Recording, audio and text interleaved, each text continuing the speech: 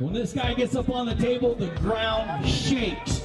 I have to hold the table because he'll rip it off the stage. And that's no joke. Give it up for Mr. Alan Fisher! Alan Fisher is a legend in the sport of arm wrestling. At 60 years old, he's won 26 world titles. Some people call him Popeye. To others, he's Mr. Intensity. And I'm here in Morro Bay, California, taking on Mr. Intensity, Alan Fisher. Fisher met his wife, Carolyn, on the arm wrestling circuit 29 years ago. She's also a world champion. She has 5 titles. The Fishers live in La Mesa with their 2 grown children. Walking out into the breeze. Their backyard is a training ground. It's also where they keep their trophies. How many trophies do you think you've won? Oh my goodness. Maybe 1,000. Carolyn, I think we gave away about 400 trophies at the thrift store one time between us.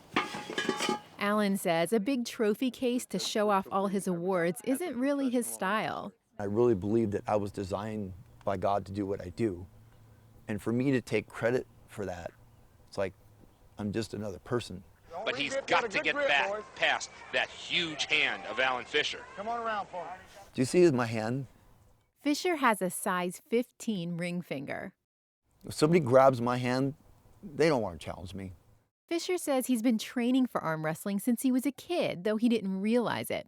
Growing up, he couldn't afford to buy the balls used in handball, his favorite sport, so he converted tennis balls. Well, I actually used to climb on top of the roof of the gym where they hit all the tennis balls. The first time I went up there, I couldn't believe there was over 100 tennis balls. So I grabbed them all, and I used to sit in class. I used to tear the skins off of tennis balls. As he peeled all those tennis balls, he developed muscles in his hands and forearms. He says those muscles set him apart. I'm sure you've heard the stories where this little 130-pounder goes in and he beats some 300-pounder. Well, what is that? That's really, that connective strength that really dominates our sport. What makes a good arm wrestler is not the size of the muscle, but all the connection, your finger strength, your wrist strength, and how that's all connected. Carolyn was the best arm wrestler at her Bible school, beating all the boys. She entered a tournament in Canada at 17. She wanted the prize. They were offering, first place was a pair of cowboy boots. And I really wanted those, so I said, okay, I'll enter it. So I went in and I won that. The Fishers teach a lot of people how to arm wrestle correctly so they don't get hurt. They've seen too many broken arms over the years. When you approach the table, you want to approach the table with intent, and you want to be nice and parallel, your shoulders parallel with the table. You don't want to be this way, and you don't want to be all tweaky this way. So you grab the peg. If you let go of the peg, you're going to get a foul during your competition. So you want to hang on to the peg, okay? You put your elbow in the cup, and you can see right away that's not fair, right there.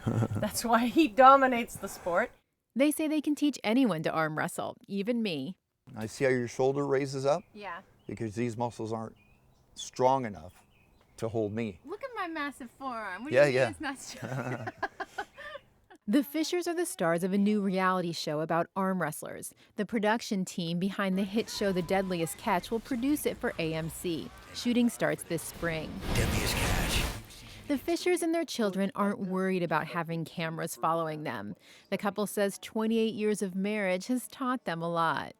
I mean, that's not to say we haven't had our challenges, world champions under one roof, and then one of them has PMS, and it isn't me. The Fishers insist everyone has an arm wrestling story. It's just hard to imagine that anyone's story is better than theirs. Angela Carone, KPBS News.